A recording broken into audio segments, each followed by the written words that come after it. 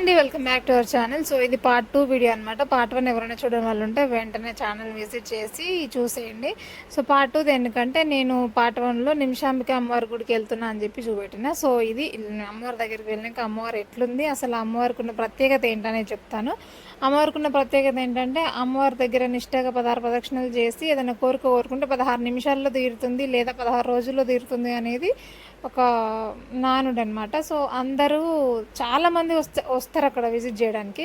అంటే కోరికలు కొత్తగా కోరుకోవడానికి, కోరుకున్న వాళ్ళు నెరవేరిన కోరికలను మళ్ళీ మొక్కు తీర్చుకోవడానికి 108 ప్రదక్షిణలు చేయడానికి వస్తారనమాట.